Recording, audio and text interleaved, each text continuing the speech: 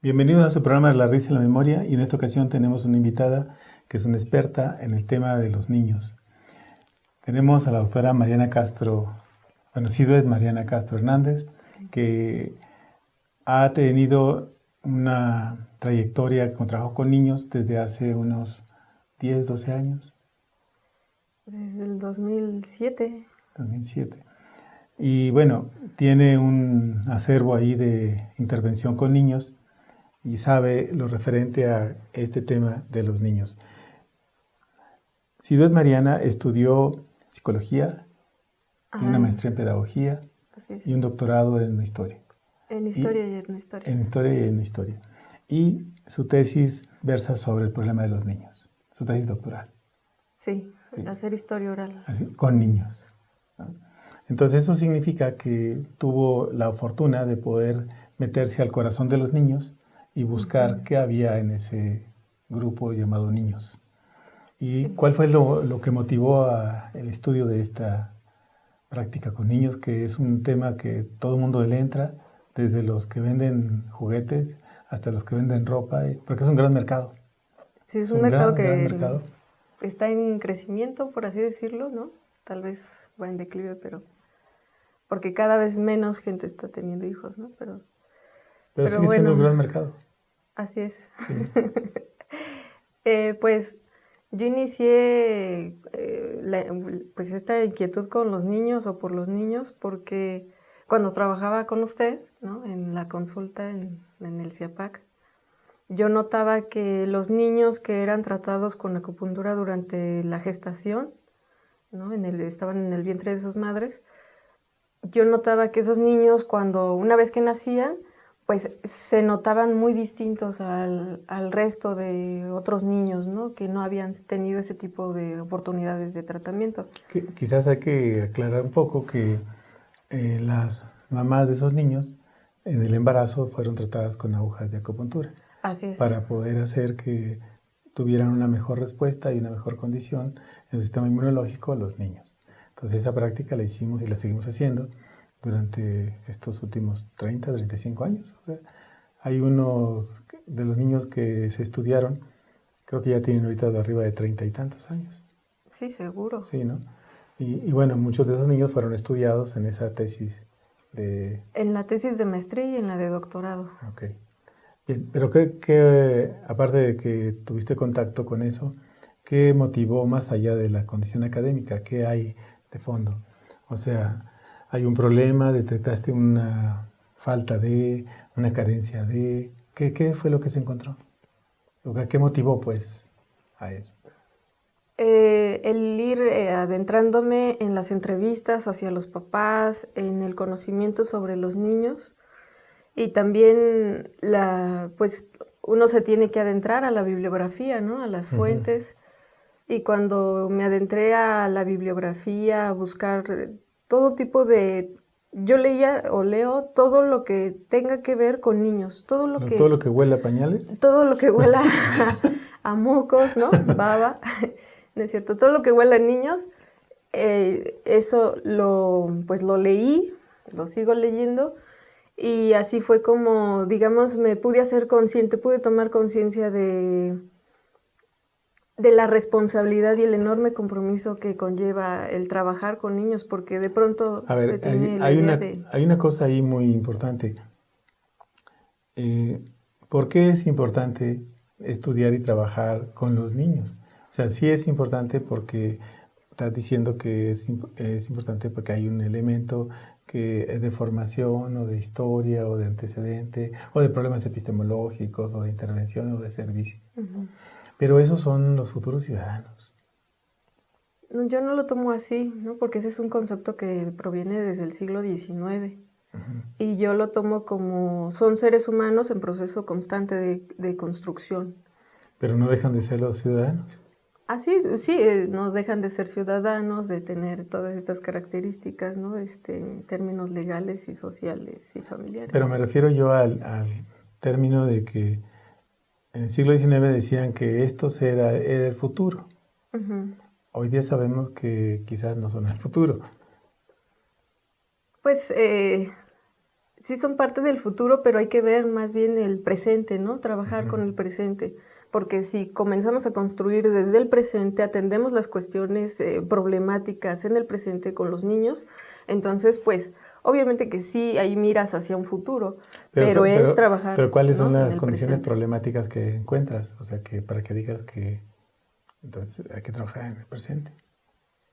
Pues una es, por ejemplo, en relación a los papás. Hay papás que de pronto se encuentran en esa situación de papás, de ser papás, y pues de pronto ya tienen al bebé y es así de, ¿y ahora cómo se le hace, no? Si no, no encuentran el botón atrás Así para apagar. es. Pero a ver, hay una condición de ser papá. Por accidente, por elección, por que te obligaron, porque ya llegó y no sabes qué hacer, Así es, sí. porque tu papá te mantiene, O por porque que se quede la pareja, ¿no? para retener algo, conseguir algo, o sea, pareciera ser que hay un montón de intereses, pero menos el individuo. Sí, ¿Estamos en lo cierto? así es.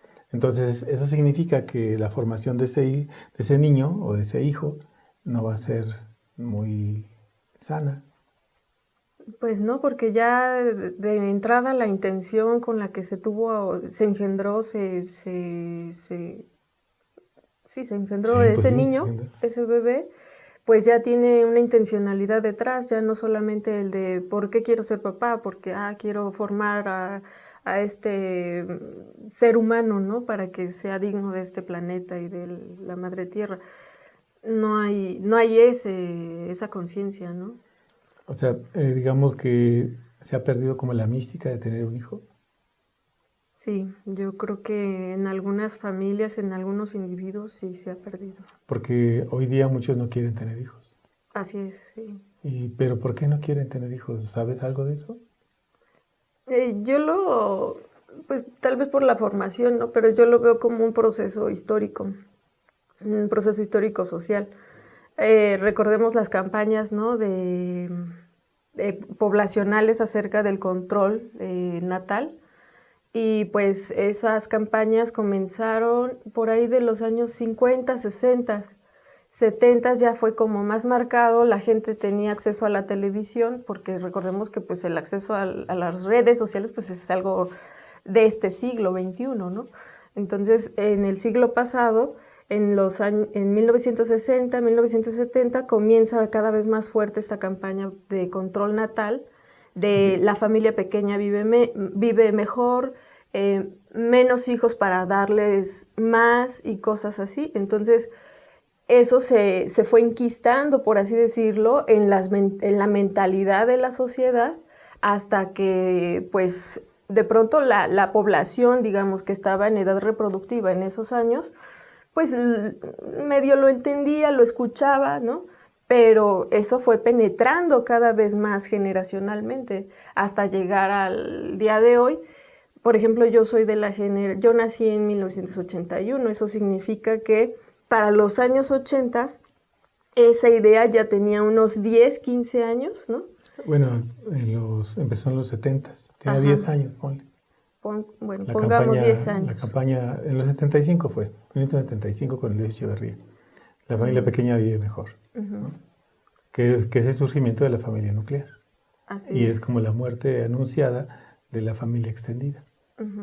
Bueno, entonces, esta generación de los 80, 85, 90, Son los que ya estamos, son... pues yo también me incluyo, ¿no? Estamos decidiendo no tener hijos. Ok, entonces, ahí hay un punto muy álgido. Si una población baja su tasa de natalidad, entonces empieza a haber problemas de mano de obra. Empieza a haber Muchos problemas, problemas en todos los sentidos. pero también empieza a haber problemas de consumo. Así es. Entonces, ¿el niño qué papel juega ahí? ¿Es solamente un consumidor más? Como el que consume Ajá. más frituras, consume más dulces, más chocolates, más ropita, más zapatitos, más todo eso. Pues sí, porque está en un proceso continuo de transformación, ¿no? No así, digamos, los adultos. Pues sí se está, digamos, como viendo esa problemática, pero yo creo que hasta cierto punto no sabe, me parece, me parece que quienes, todo este grupo, ¿no? Porque es un grupo en realidad, un grupo reducido en todo el mundo, que son los que dictan y delinean pues las directrices, ¿no? Las tendencias poblacionales, no están pensando, pues obviamente, que en la vida, ¿verdad? No están pensando que en la vida de estos niños que sí están naciendo, no están viendo en las posibilidades de mejorar la calidad de vida. Ya no solamente hablemos de los niños, sino de adolescentes, de adultos, etcétera, etcétera, ¿no? Entonces, entonces pues ahí es un gran problema. hay un elemento que me parece que es como importante tocar. El tema de nació un niño y ahora cómo educarlo. O sea, hoy día tenemos un montón de problemas con los niños, digamos, ¿no? Hay muchos niños problemas, ubicados como niños problemas. Ajá. Entonces, ¿qué es lo que está fallando? Que, pues digamos, mi generación no había esos problemas. Sí, pues así no tiene TDA o es Eso kinestésico, ¿no? ni existía nada de eso, ¿no? Sí, pues Pero sí. ahora hay cada clasificación para poder decir, este es un niño tal, este es autista, este es esto, este es el otro. Y sabemos que, como de la propaganda decía que iba a vivir mejor, pero resulta que es el hijo único o dos hijos y uno de ellos está con ese tipo de diagnóstico. Entonces, pues ya no vive mejor. No, fallaron en su propuesta, ¿no? Ujú. Poblacional. Pero entonces, ¿dónde está fallando el asunto? ¿Qué pueden hacer? ¿O qué se puede hacer? Primero tomar conciencia de por qué se tiene un hijo. Ujú. Yo lo he pensado más bien como un koan, ¿no? ¿Por qué quiere ser papá? ¿Por qué quiere ser mamá? Y pues un koan solamente tiene una respuesta, ¿no? Entonces la respuesta es porque quiero formar a un ser humano que sea digno del planeta, Para los que no entienden o no conocen qué del es un koan, universo. que es un koan, el koan es una prueba que hace Un un maestro maestro a un discípulo preguntándole, en el Zen, ¿no? un zen, preguntándole, contesta este koan, ¿no? A ver qué tanto A has ver qué crecido, has ¿no? aprendido.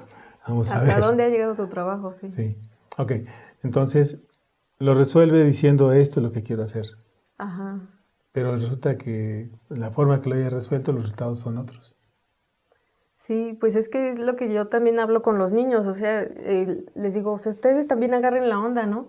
O sea, sus papás, así bien emocionados, ¿no? Queriendo tener hijos, y de pronto es así de, no, ya pasó la etapa de bebé, ¿no? Ya la hicimos, ya, ¿no? Ya. Y después viene ya la etapa del kinder, ¿no? Y, no, que su hijo tiene problemas y no sé qué, tiene que venir y como que no aprende las letras y se para cada rato, platica. Y otra vez es así de, bueno, ya le agarramos la onda, ¿no? A los 5 años. Ahora viene la primaria. Pues es que su hijo no aprende los números o le cuesta trabajo el español o le cuesta la historia, no le gusta, no quiere ir a la escuela.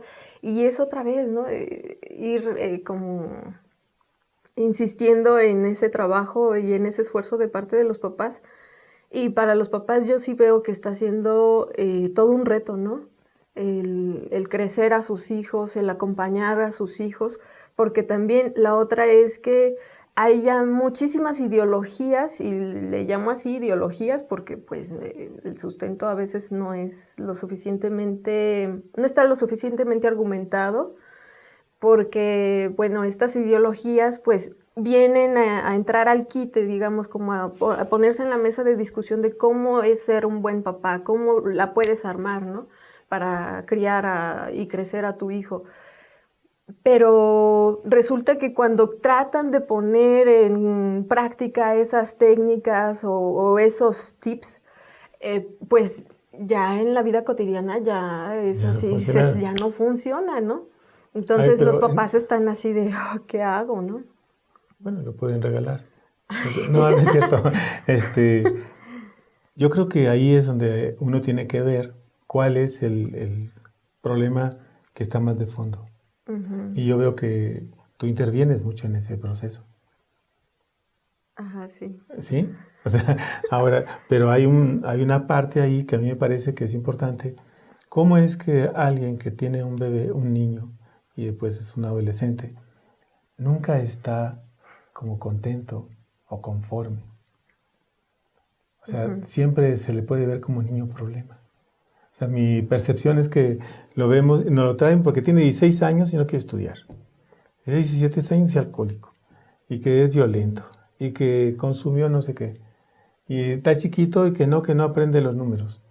No, que le pegó ya no sé quién. Y que, entonces, ¿dónde está? Falta disciplina, falta orden, falta autoridad. Los papás son permisivos, no Sí. tienen una formación. Bueno, nadie va a una escuela de padres, que debe de haber por ahí alguna perdida, pero parece ser que todavía está en formación. Y Todavía, sí, algunas, sí, y las hay hay. algunas, pues, pero me refiero que no todo el mundo va, ni todo el mundo asiste. No, porque también no son accesibles Ujú. todavía al enorme público, ¿no? Pues los papás están como en esa confusión porque recordemos otra vez esas campañas sí, poblacionales de control natal, en donde se decía darles menos hijos para darles más o que vivan mejor. Entonces esa idea pues, se quedó ahí en las cabecitas, en las mentalidades, y pues ahora los papás tratan de darle todo lo que ellos no tuvieron cuando eran niños. Entonces tratan de cubrir sus propias carencias a través de sus hijos. Y lo que no entienden es que su hijo es un ser individualizado, por así decirlo. Es decir, ya es alguien aparte, sí, obviamente que comparte pues características fenotípicas y genotípicas, pero es un individuo que ya puede pensar, que ya puede elaborar, que ya puede procesar por sí mismo. Y eso es algo que de pronto no se enseña ni siquiera en las escuelas para padres, ¿no? O sea, es así como mi hijo es la extensión de mí, ¿no? Estamos amarrados por un cable, conectados por un cable, y entonces, tápate, ¿no? Porque hace frío. Bueno, Y en realidad ese frío, pues es el del papá, ¿no? La mamá. sí, pero entonces hay una cosa ahí que a mí me intriga un poco. ¿Cómo es que un papá que no sabe ni él mismo, ni él tiene claro a veces su proyecto, su plan, entonces no lo tiene claro, cómo va a dirigir al otro? Digo, eso es lo que he Sí, visto, sí, ¿no? claro. O sea, ¿cómo va a dirigir al otro si no tiene él la claridad? Si Ujú. él también está perdido. Y no lo estoy diciendo en el afán de molestar, sino estoy No, no, diciendo no. en el afán de Todo el decir, afán hay propositivo, ¿no? hay papás que están claros y dicen yo quiero esto, pero para ellos quizás está claro, pero para el hijo no. Cuando Ujú. tratas al hijo y trabajas con él, vemos que no. O sea, hizo falta una guía. Sí, es que yo creo que estamos pues sí, en una grave crisis, me parece, em, en términos familiares, afectivos, en cuanto al mismo individuo, ¿no? Em, y todo a consecuencia de no tener, pues sí, un trabajo personal, ¿no? De que todo se llevó hacia el tener, el obtener, el tener incluso a costa de lo que sea, el obtener un éxito, porque también la otra es que muchas personas ven como un éxito el tener un hijo, ¿no? Porque es la manera a través de la cual ellos también pueden tener esa posibilidad de conseguir un éxito social. Y es lo que de pronto las familias no están entendiendo. Yo lo que me parece que un primer trabajo para los papás y para quienes quieran trabajar con niños es, hay que ser consciente, hay que despertar la conciencia de tu propio proceso, porque si no despiertas la conciencia de tu propio proceso, eh, pues entonces no vas a poder orientar o guiar a alguien más, ¿no? Y la otra, que también esto de llevar a la familia nuclear, ¿no? De renunciar o de exterminar, por así decirlo, ¿no? Vamos a llamarle así, a la familia extensa y sustituirlo por el modelo de familia nuclear, pues también son dos personas, en el mejor de los casos, ¿no? Papá y mamá, con el hijito y la hijita, tratando de solventar y enfrentar la vida día a día. Cuando antes pues tenían ese respaldo, ¿no? De tíos, tías, abuelos. Bueno, no vamos a entrar en detalles de tal vez patologías, ¿no? Pero en el mejor de los casos eran acompañantes. Eran personas que podían proponer qué hacer, o te lo cuido, oye, no le hables así a tu mamá, ¿no? Oye, ¿qué no ves que ella te trabaja? Y entonces ahora los papás pues se sienten solos, ¿no? Y cuando vienen a los talleres conmigo, yo lo planteo y lo veo como los traen conmigo, pero estamos haciendo equipo, estamos haciendo una comunidad para entonces ayudar a construir a este ser humano. Bien. Doctora, vamos a hacer una pequeña pausa y regresamos en un momento. El tema se pone bien, ahorita vamos a ver lo candente que está. Regresamos en un momento.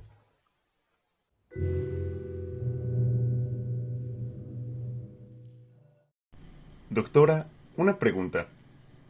¿Un niño se puede arreglar? No, los niños se construyen, y los niños se construyen a partir de escucharlos, y después ellos deben de recibir una retroalimentación.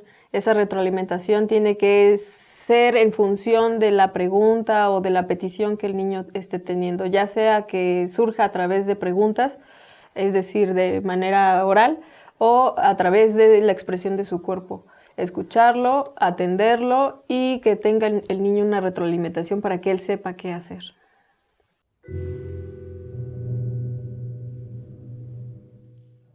Estamos de regreso en su programa La Raíz y la Memoria con este tema de los niños. Y bueno, no le vamos a dar mucho preámbulo al asunto y vamos a entrar porque luego nos puede hacer falta tiempo. Doctora, el tiempo es aquí, en este tema, me parece que es prioritario. ¿Cómo se hace entonces un proyecto para niños?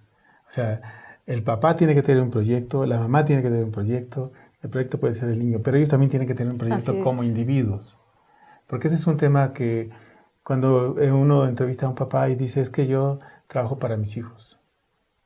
Y la mamá dice, todo para mis hijos. Y el papá quiere poner a trabajar o hacer al hijo, dijo, no, para eso tiene su madre. O sea, para que lave los trastes, Sí, para que claro. tienda la cobija y todo, ¿no? Para eso tiene la madre. Entonces, ¿cómo entender o cómo hacer entender que un proyecto implica un proceso personal y un proceso colectivo? O sea, vamos a pensar en una familia. Un papá y una mamá se juntan, tienen un proyecto de tener un hijo. Pero el hijo es el proyecto de ambos y los dos pueden ser permisivos. Los dos pueden ser, ahora que está de moda los derechos humanos, que a ellos no se les regaña, no se les llama la atención, no se les dice nada y que te puedes demandar, te puede meter a la cárcel el niño. Bueno, entonces el asunto es cómo entender que hay un punto de equilibrio. ¿Cómo hacer eso? ¿Cómo entender eso para los papás? ¿O cómo hace la doctora Mariana para hacerles entender este proceso a los padres? Bueno, si es que trabaja ese proceso. Sí, lo trabajamos. Los tengo que ubicar como cuál es el papel o cuál es el lugar que ocupan en la familia. Tal vez un poco se escuche como constelaciones, pero pues no estudié yo constelaciones. Pero sí es ayudarles a los niños a que ubiquen su lugar en la familia, primero para después llegar a ubicar su lugar en el mundo. ¿Cuál es mi lugar? ¿Cuál es mi papel? ¿A qué vine a este universo? ¿A qué vine a este planeta? Pero para llegar a eso, primero tenemos que resolver, digamos, la particularidad, ¿no? Que es, ¿qué lugar ocupo yo como individuo en esta familia? Uh-huh. Y pudiéramos decirlo, todavía tenemos que ir a mucho antes, ¿no? Es decir, ¿qué lugar ocupan mis emociones en mi cuerpo? ¿Cuáles son los padecimientos recurrentes en mi cuerpo? ¿Cómo va mi salud? ¿Cómo está mi cuerpo? Y luego, ¿qué lugar ocupo en mi familia? Sí, el lugar que ocupo estamos refiriéndonos a si soy el 1, el 2 o el 3. O el lugar que ocupo en la relación. El hijo, porque volvemos a lo mismo, ¿no? Esos hijos que no sé, que de pronto se enfrentan con los papás, es porque los niños que se enfrentan hacia los papás, pues significa que no entienden la dimensionalidad de que soy yo el hijo aquí y de que voy a ponerlo así, el adulto es mi papá, es mi mamá. Entonces, el niño es, como le llaman, ¿no? El tirano en la familia. Y tiranizan a todos, ¿no? Pueden tiranizar incluso en la escuela, en la misma familia, obviamente, pero es porque ni los papás ni los niños están ubicados de cuál es el lugar en el que les corresponde en la familia. Es decir, yo niño no estoy reconociendo que mi mamá, mi papá, pues tienen más años en esta tierra. Algo deben de saber, ¿no? Para poderme guiar. Para poderme guiar, o sea, tampoco es que digamos que los papás son tontos, claro que no, no son ningunos tontos, pero la confusión en la mente de los papás es lo que les hace siempre dudar de, ¿habré hecho bien? ¿Y qué tal si me pasé en el regaño? ¿Y qué tal si hago mal en si le doy una nalgada cuando me tiene hasta acá, ¿no? Los papás dudan mucho. Pero es por esa misma confusión de no saber cómo guiar, ¿no? Y también de ellos mismos no ubicarse como, es que yo soy aquí la autoridad. Y él es el que tiene que dirigir. Y yo soy el que dirige, ¿no? Yo papá, yo mamá, ¿no? Pero si no dirigen, entonces el otro dirige. Así es. O ¿Por sea, qué? cuando hay vacío de autoridad, alguien lo asume.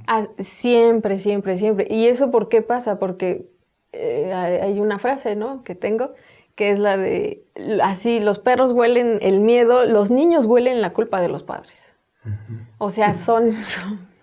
Su nariz está súper entrenada, llamémosle así, para oler la culpa de los padres. Un atisbo una chispita de culpa en los papás, el niño, sí, ya perdieron, porque el niño ya lo usa como un gancho para de ahí agarrarme y lanzar comentarios, a hacer ciertas acciones que sé que van a darme un encontronazo con mi papá, ¿no? Que van a hacer que él o ella se debata en esa confusión de ¿qué estoy haciendo como papá, no? ¿Qué estoy haciendo como mamá? Sí, lo que pasa es que de repente pareciera ser que el otro es el que dirige. Sí. El niño es el que manda. De hecho, a veces manda. Sí. Y quiero esto y se lo dan. Quiero el otro y se lo dan. Quiero que me lleven, lo llevan. Quiero que me compren, le compran. O sea, y hemos visto escenas de todo tipo. Tirarse al piso, golpearlos, escupirlos, darles con un palo, dejar de hablarles, romperles algo, apagarles la tele, estrellar el micrófono, sí. el teléfono. O sea, ahí estamos hablando de una crisis muy severa. Sí. Pero entonces, ¿cómo? Ya dijo que una conciencia, que tomen conciencia, pero las acciones. Una cosa es la conciencia, todos están conscientes de que están mal, pero no de cuáles son las acciones. Es que el despertar la conciencia en el cuerpo, desde mi punto de vista, equivale, y era lo que yo aprendí, pues, por ejemplo, en las meditaciones, ¿no? Es despertar la conciencia en el cuerpo, vamos a llamarlo así primero, es abrir los ojos por dentro. Uh-huh. Es decir, escudriñar ahora por dentro, ¿no? Porque, pues, como dice el dicho, ¿no? Estamos muy buenos para ver, ¿no? A todos los demás. Pero, ¿qué pasa cuando toca ver adentro, ¿no? De cómo soy, qué hago, qué no hago. Incluso escudriñar mis pensamientos, o sea, todas esas cosas que no compartimos y que todos, eso es parte, pues, de la vida, por así decirlo, personal e íntima de un individuo, ¿no? Esas cosas que incluso no se dicen a los demás, escudriñar justamente esos pensamientos. ¿Por qué? Porque mucho de la crisis que tenemos actualmente como sociedad mexicana es el hecho de que esos ojos se han cerrado totalmente hacia esos pensamientos, hacia esa vida íntima, por así decirlo, de pensamiento que reside, digamos, en los pensamientos o que inicia con los pensamientos y que no se comparten con nadie. ¿Por qué? Porque así entonces un individuo puede ser capaz de cometer fechorías, ¿no? O crímenes. Y a lo que yo voy con los niños es a que escudriñen, a que abran esos ojos por dentro y primero ubiquen las emociones. A ver, entonces, estamos hablando de, a ver, para ubicarnos un poco, de dos niveles. Uno el niño y otro el papá, pero en la relación de ellos. Así es, sí. Pero tengo entendido entonces que hay un trabajo que se hace con niños y es donde haces esto, Ajá, que cobren conciencia, que se vean hacia adentro. Pero entonces ahí hablaríamos de unos que le llamaríamos talleres, prácticas. ¿Cómo le llamamos a esto que haces? Pues yo lo llamo talleres, talleres a través de los cuales las 3 horas que estamos en el taller, o 3 y media horas, dependiendo, cada minuto, incluso yo diría cada segundo, yo tengo que estar con mis ojos bien abiertos en todos lados, en todo mi cuerpo, por así decirlo, para ver a todos y cada uno de los niños. Y luego ver, concebirnos a todos los niños y yo, incluyéndome, como un grupo. ¿Por qué? Porque si yo solamente me enfoco en un niño o en una niña o solamente en el grupo, pues entonces yo no logro este trabajo que estoy pretendiendo, ¿no?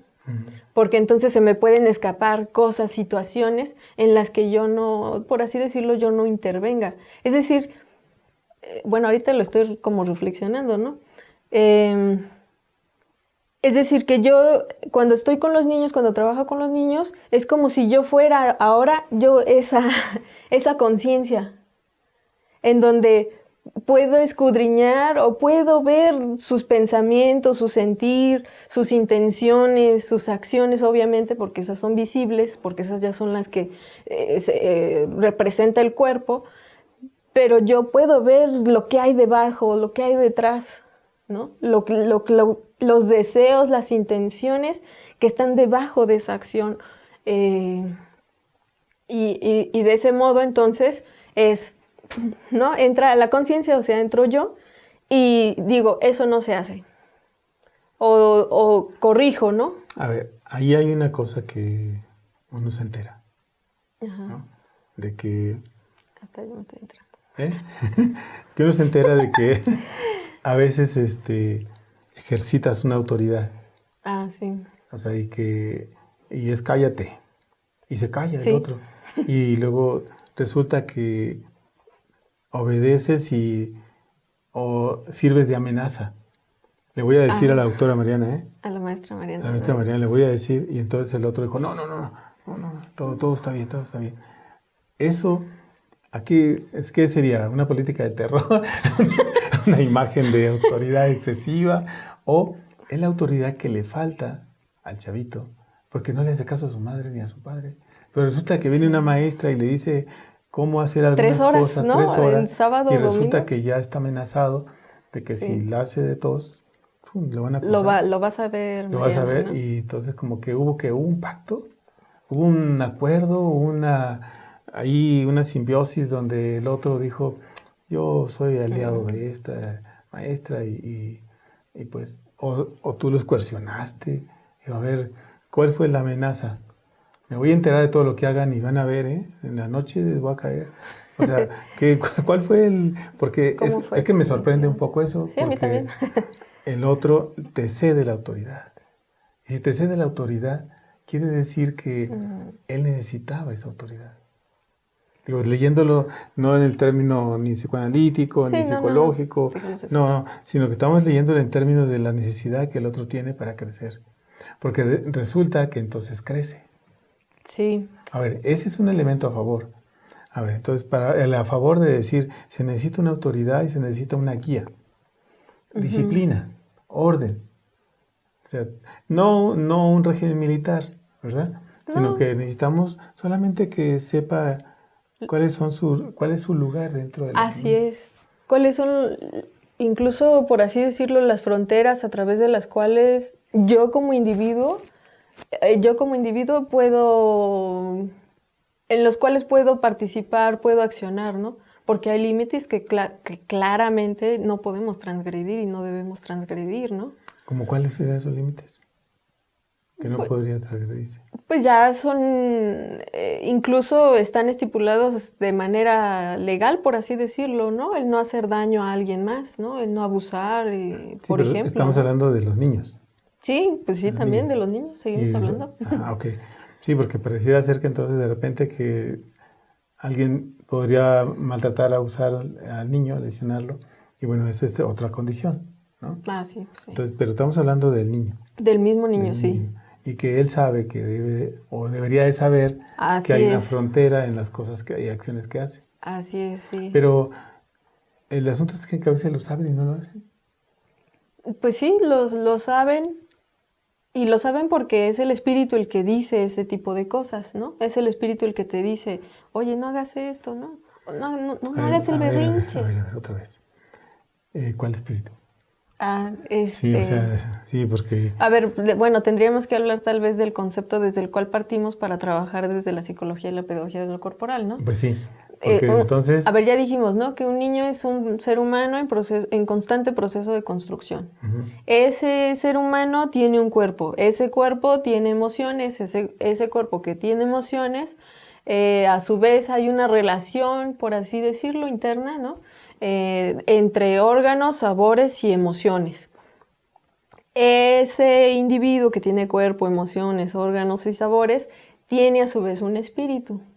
Pero antes también tiene una mente. Y también tiene una mente. Y tiene una conciencia. Y tiene Y conciencia. tiene energía. Así es, y tiene energía. Y tiene un espíritu. Y tiene un espíritu. Enorme. Sí. Y tiene una conciencia de una vida lucesota. inteligente. Y más ese chiquito que brilla más, ¿no? Sí, los niños brillan Cuando más. se va la luz lo puedes usar para iluminar. Sí, No, no es cierto. Bueno, pero sí es cierto que tienen una luz. Sí. El problema es cuando se apaga, cuando se va apagando. O sea, porque hay niños que dejan de brillar. Si nosotros vemos a los niños, muchos de ellos tienen una cosa que llamamos mirada inteligente.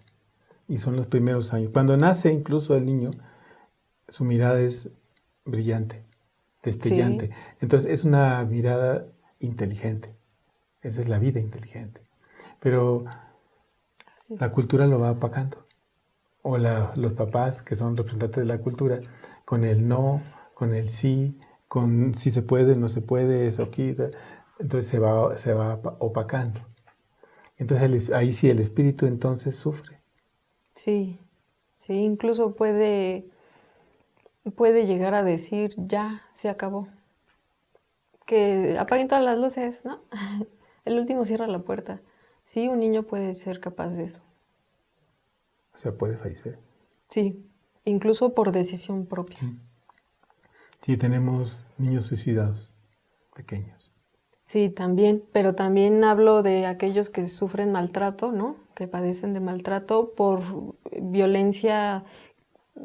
Bueno, la violencia casi siempre viene de fuera, ¿no? Pero por violencia que alguien más ejerce sobre él, ¿no? Entonces es cuando un niño también decide morir, sí. Sí. Bueno, estamos hablando de casos muy extremos. Sí, ya estamos hablando de...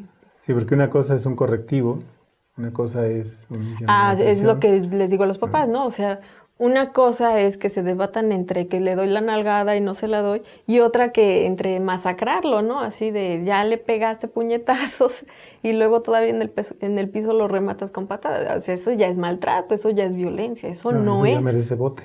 Sí, eso no es ni siquiera disciplinario, ¿no? Eso ya es maltrato. Es enfermo. Sí. Mejor no lo hubieras tenido. Así es. Sí. Ok, entonces, a ver, parece que nos pusimos así como medios. Ay, sí. Ay, ¿no? No, pero así es la condición, ¿no? Sí, pues es que cuando hablamos de niños hablamos de todo, ¿no? Sí. Pero entonces está la otra parte que es una parte que me parece que es muy valiosa. ¿Cuáles son las ofertas y las posibilidades que hay para esos niños desde tu propuesta? ¿Por qué? Porque en esa propuesta estás partiendo de algo que no se hace ordinariamente. No. Y eso no ordinariamente significa hacer que el niño se encuentre y se identifique. Porque he visto casos cómo despertó, cómo se levantó, cómo hizo, cómo superó. Okay. Pero eso requiere de un método. Sí. Requiere de una forma de trabajo. Y yo creo que eso lo podemos ampliar en el siguiente bloque y haríamos una explicación amplia de este tema. Sí. ¿Sí? Vamos a hacer un pequeño corte y regresamos en un momento. No se retiren, por favor.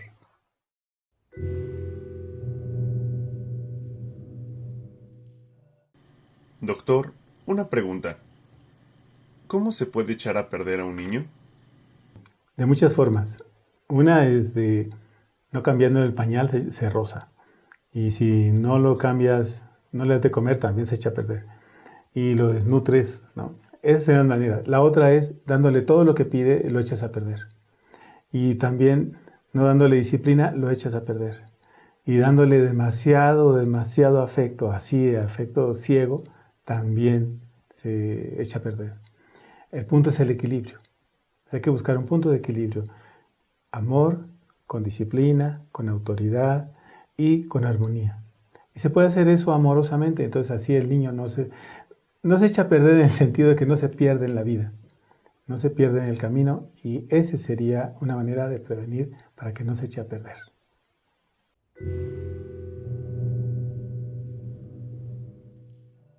Estamos de regreso en su programa La Risa y la Memoria con este tema de los niños, pero vamos a entrar al qué hace, el qué hacer y cómo hacer y qué hace la doctora Mariana desde una perspectiva que conocemos como psicología de lo corporal y pedagogía de lo corporal.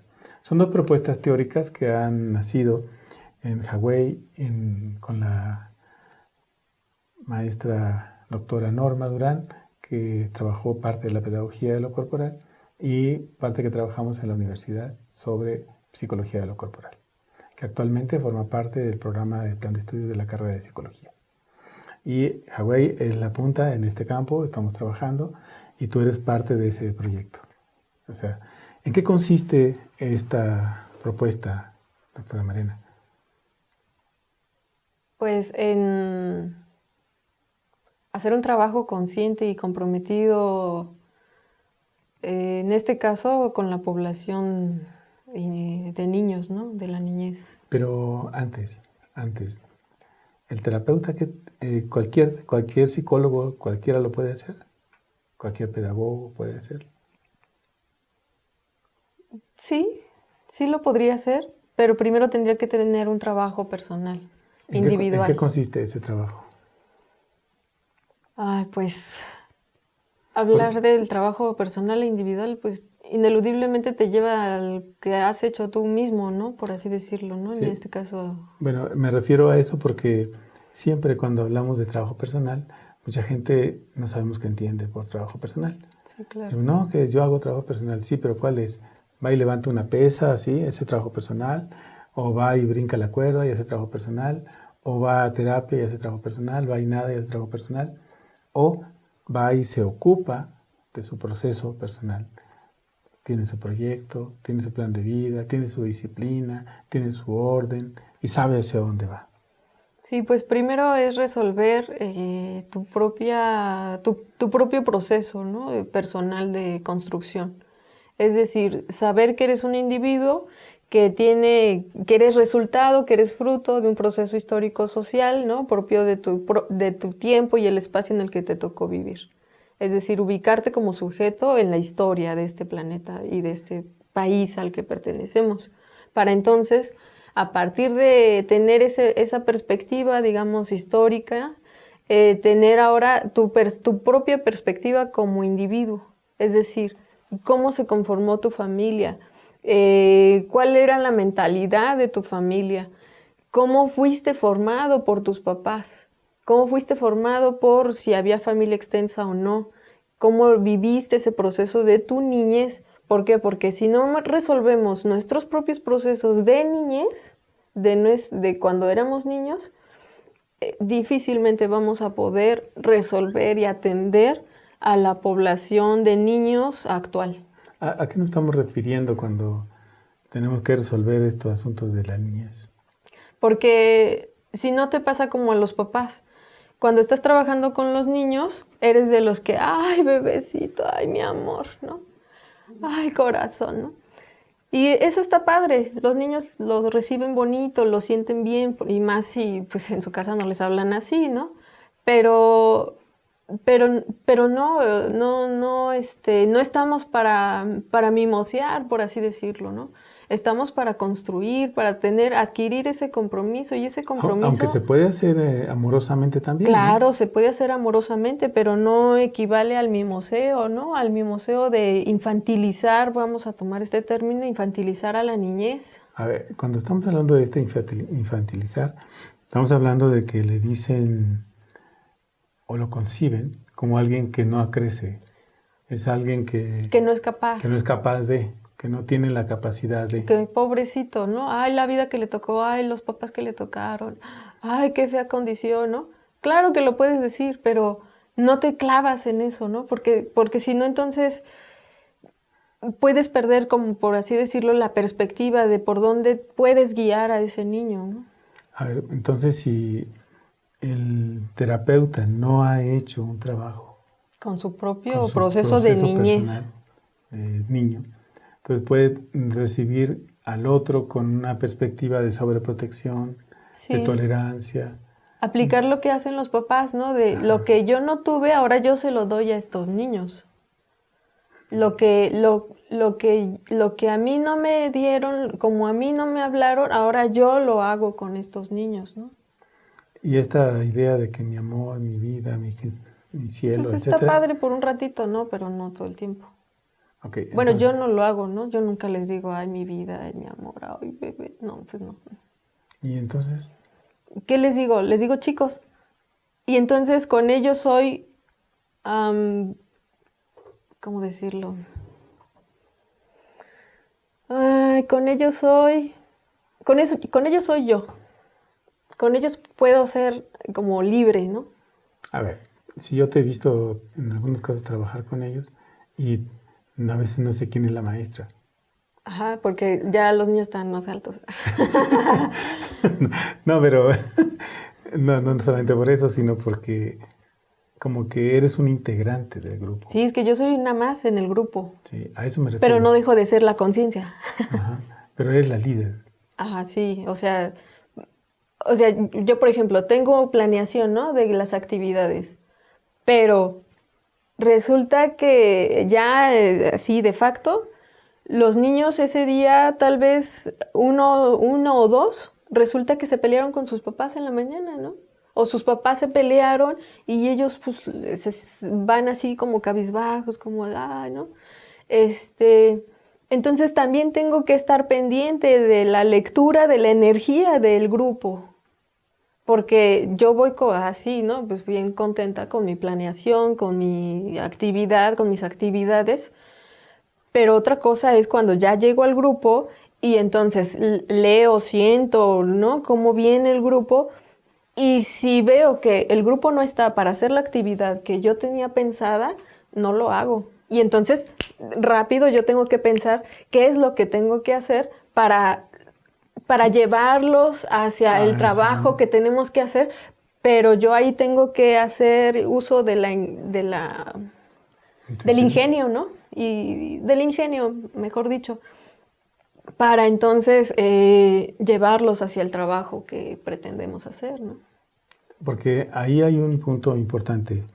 Si se detecta que algo no está bien y se dice rápido, hay que tomar este curso para acá, ¿no? Sí, para allá. sí. Muchos de los niños entienden esa lógica. Sí. O sea, entienden, dice algo pasó, ¿no? Algo está ahí. Pero esos que entienden eso es como educarles que hay algo que el otro trae y que yo tengo. Okay. Sí me explico. Sí. Entonces, en esa idea, cuando un niño se entrega al otro, hace esa condición y dice, este es mi líder. Y por eso creo que se da ese vínculo. Pues sí, puede ser. Porque no encuentro otra explicación. Porque la otra sería de miedo y no es de miedo. No es de miedo. Y no es tampoco de que me va a pegar, tampoco. No, menos, ¿no? Entonces, tiene que haber un vínculo de orden afectivo sobre la autoridad. Sí, porque yo, digamos, en ese sentido soy flexible. O sea, si alguien me abraza, pues yo también lo abrazo, obviamente, ¿no? Y también respondo, también si de pronto me toca trabajar con niños que tienen una carencia afectiva, vamos a ponerle así solamente, una carencia afectiva, entonces, soy suave, pero también tengo que ser fuerte cuando tenga que serlo, ¿no? O sea, yo pienso que todo lo que, ¿no? Lo que viví trabajando con usted porque la propuesta se debe a usted, ¿no? Teórica y metodológicamente se debe a usted. Y todo el trabajo que yo hice o a la que pude acercarme trabajando, ¿no? Desde la licenciatura, desde la maestría, desde las meditaciones a las que asistía, ¿no? Ahorita ya no asisto, pero todo ese trabajo, yo me acuerdo que yo sí decía, activa la grabadora, ¿no? Yo me decía a mí misma, activa la grabadora porque esto se te tiene que grabar. Tiene que quedar grabado, plasmado. No se tiene que olvidar. Entonces, cada vez que yo activaba esa grabadora, vamos a llamarle así, todo eso, todo ese conocimiento, toda esa práctica, toda esa experiencia en conjunto, fue como que yo la fui incorporando hacia mi cuerpo, hacia mi vida, y es lo que ahora me ha permitido, como se dice en el Zen, ¿no? Ser ese bambú, ¿no? Que viene el ventanal, el ventarrón, ¿no? ¡Pum! Y tú te tienes que hacer esto, ¿no? Y te tienes que mover. Pero no está haciendo el viento tan fuerte, el viento es suave, entonces me muevo suave. Entonces, aprendí, es que no hay, me parece, o hasta el momento, ¿no? En este nivel de mi trabajo, para explicar las cosas o para explicar la metodología que empleo para trabajar con los niños, me parece que lo más adecuado sería explicarlo a través de la metáfora, ¿no? Porque no hay otra manera. Cuando estoy con los niños tengo que ser como ese bambú, ¿no? Flexible. Es decir, puedo ser fuerte, por dentro tengo que ser fuerte, pero por fuera tengo que ser flexible, ¿no? Tengo que ser suave a la vez. Ellos lo saben.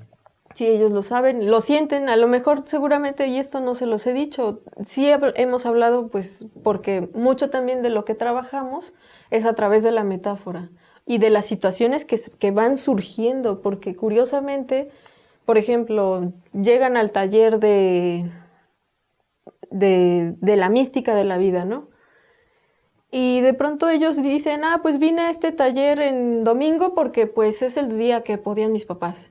Pero resulta que justo están los niños que tienen que estar, que justo se metió a ese taller y no a otro, no solamente por esas circunstancias externas al niño, sino porque eso es lo que necesitaba el niño.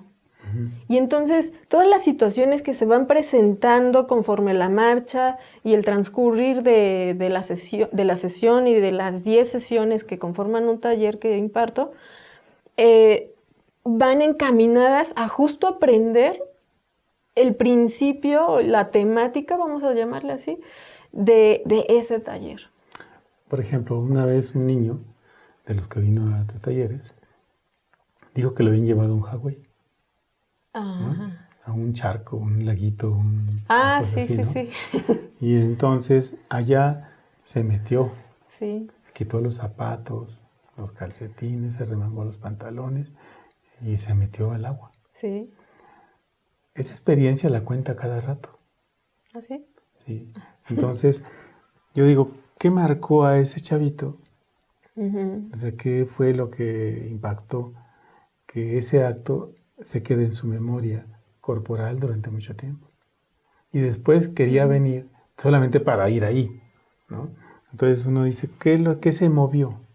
Por eso decía ahorita, es un problema que no es solamente un asunto de autoridad, No. sino que es un asunto de... Y ahí así como, te permito, ¿no? Suspiro para los papás porque no ¿no? solamente de eso, Te permito, pero yo te cuido.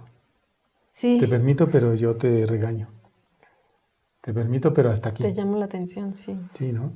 Ok, entonces, ese tipo de condición, ¿no sería bueno que algunos padres lo entendieran en la dimensión de su vida cotidiana? Sí, porque, no sé, como que me conmoví. Sí, pues así es. Sí, yo creo que es así porque ah, cuando estoy con los niños, es que yo de verdad tengo la intención, la firme intención de marcar su memoria, ¿no?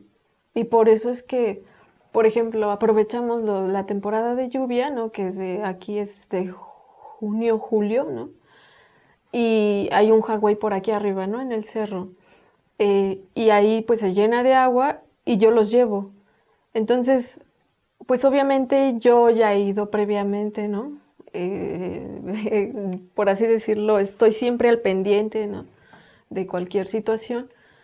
Y yo los llevo con la finalidad de marcar su memoria. ¿Por qué? Porque ya son niños que, como hace rato decía usted bien, si bien es un asunto también de autoridad, ¿no? La problemática surge a partir de una confusión en cuanto a la autoridad de los padres, de cómo se ejerce con los niños.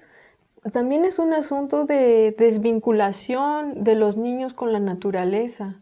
Bueno, viven en tercero, cuarto, Sí, quinto, arriba, piso, y y no se ya, vinculan con la tierra. así es, y ya las dinámicas las dinámicas familiares. Bueno, yo recuerdo que cuando era niña mis papás nos llevaban a parques, ¿no? Nos llevaban al parque a jugar y uno ahí se tiraba al piso, jugaba con la tierra, los árboles, veíamos los insectos, porque antes había más insectos. Y ahora las dinámicas familiares de diversión, de esparcimiento, pues ya no son las de ir a parques, ¿no? O muy pocas familias mantienen eso. Y hablando de que pues muchas de las familias, pues son, al menos las que vienen aquí conmigo, pues son entre clases medias y algunas clases bajas. Entonces ya no tienen eso como dinámica familiar, ¿no? De ir y que se vincule con la naturaleza. ¿Por qué? Porque la mentalidad, la idea sobre el éxito social, de tener cosas y de que ese es el éxito social y de que esa es la realización, eso ha perdido, ¿no? Ha mermado la memoria hey, tenemos que vincularnos con la madre naturaleza y ya no hablemos del universo, ¿no? Porque pues eso Hay, ya hay no. una, hay una anécdota de una niña que, bueno, me la contaste también, esa anécdota, de que ella habla siempre lo que le enseñó la maestra Mariana. Ah, sí, Alison, hola Alison. Siempre habla y siempre dice, Sí, esto me lo enseñó la maestra. Esto. Eso es marcar la memoria, eso es dejar una enseñanza y ajá, eso es una enseñanza para el cuidado de la vida. Que incluso un sí, taller se llama así, ¿no? El cuidado de la vida o algo así. sí, el cuidado de la vida, Cuidado de la sí. vida. Entonces, ¿cómo estaríamos nosotros pensando que ahí se abre un mundo de ofertas para poder crear nuevas posibilidades en el niño? O sea, ahí estás abriendo nuevas posibilidades, estás creando nuevas perspectivas de crecimiento.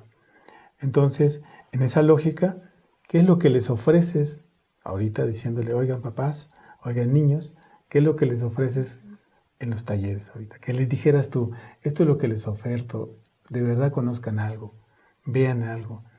Han de saber que la doctora Mariana trabaja en el Instituto Hawái y da cursos, talleres, diplomados sobre niños. Todo lo que huela a niños, todo. Entonces, ¿qué les diríamos? Em, pues que el trabajo está encaminado a que los niños puedan saber quiénes son ellos mismos, a que puedan ubicar su lugar y encontrar su lugar en la familia, consigo mismos, en la familia, en el planeta y en el universo. Y a lo mejor, bueno, para algunos tal vez no esté diciendo mucho, ¿verdad? Pero para mí sí, si pudiera resumir el trabajo que yo hago, pues creo que lo resumiría de esa manera. Ahora que si lo quieren traducido, ¿verdad?